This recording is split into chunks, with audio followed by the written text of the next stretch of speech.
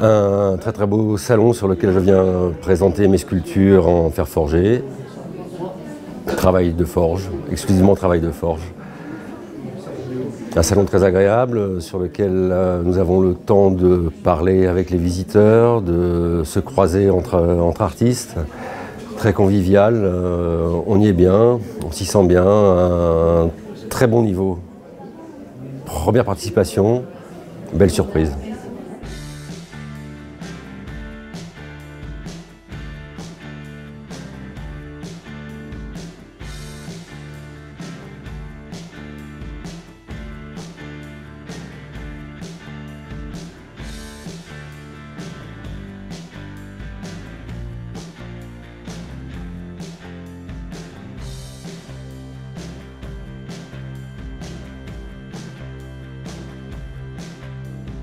Je cherche actuellement à me trouver un univers qui serait plutôt métaphysique, des personnages qui s'inscriraient dans des grands mythes, dans une construction d'une certaine mythologie personnelle et qui serait accompagné par des procédés plutôt graphiques, esthétiques et qui laisseraient apparaître la matérialité pour donner une présence à mes personnages.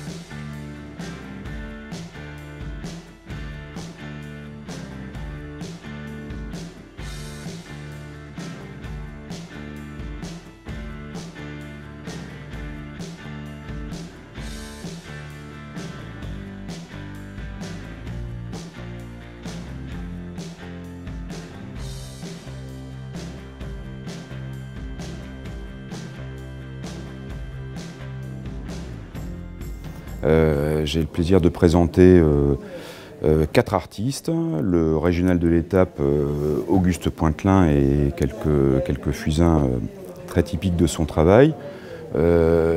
Confrontation avec Eduardo Chillida, espagnol, et une vision très architecturale du paysage en rapport avec Pointelin. Un artiste japonais, en l'occurrence Yasuo Mizui, qui nous a gratifié de sculptures empreintes de spiritualité et de travaux en 2 dimensions, soit en métagraphie et en spatule, travaux à la spatule, qui rappellent aussi le travail du sculpteur. Et enfin, et surtout, je dirais, en termes de volume présenté, une rétrospective sur les années françaises de Roland Kalk, sculpteur allemand, originaire du nord de l'Allemagne et qui aujourd'hui est retourné dans le sud de l'Allemagne, à Freiburg. Un travail aussi bien classique, en droite ligne de sa formation académique, mais aussi des travaux plus brut que Roland a réalisé pendant ces années françaises de 2001 à 2016.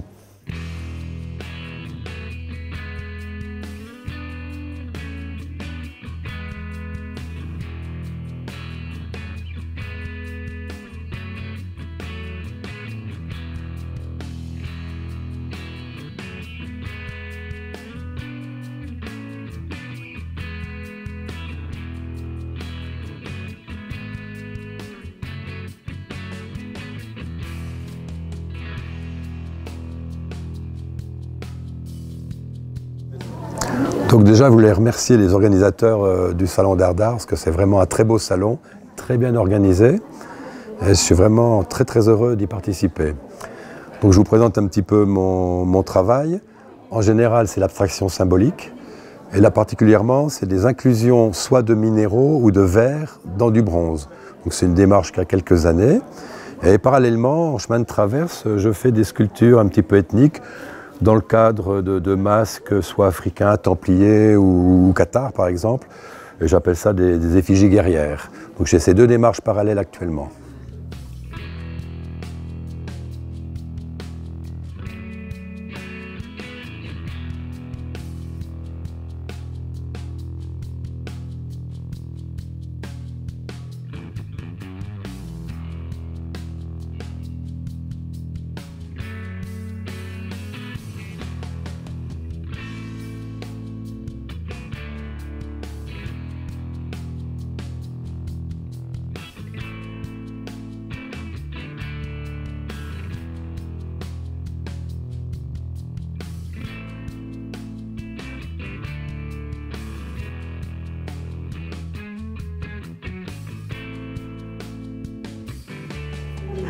Alors voilà l'artiste Sergueï Bespamiatnik, un artiste russe vivant en Novosibir, en Sibérie, qu'on expose depuis plusieurs années à Bizarre.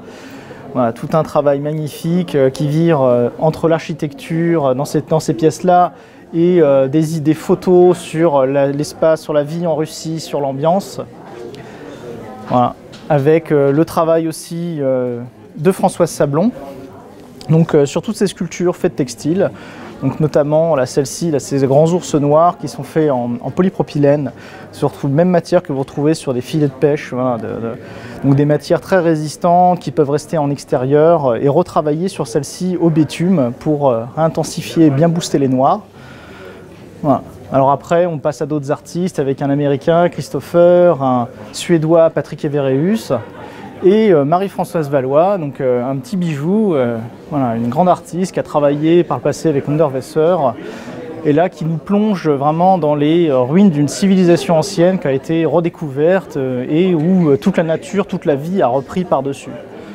Voilà, beaucoup de techniques anciennes utilisées, notamment dans le tapa, voilà, pour faire créer tous ces personnages, retravailler avec de la cire d'abeille et des pigments de bronze.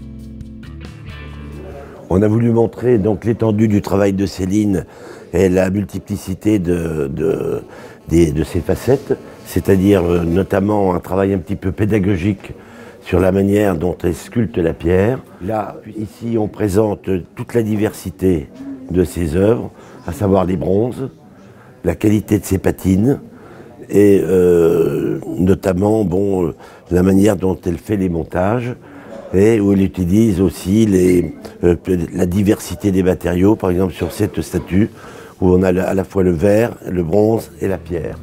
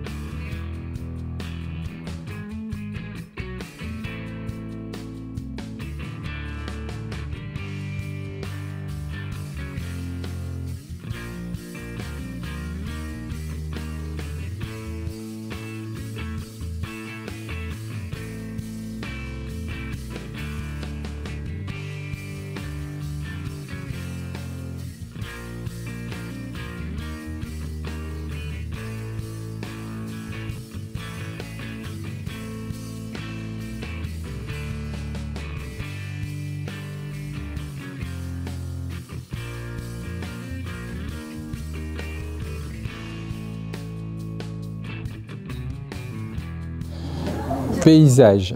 Donc mon travail récent parle de l'empreinte, de la trace, et toujours en relation avec la nature.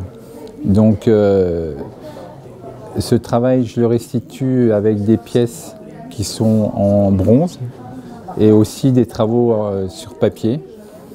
Donc après, peut-être qu'on peut imaginer et voir en fait ce travail à travers la trace, le dessin en fait qui vient structurer la surface de la matière.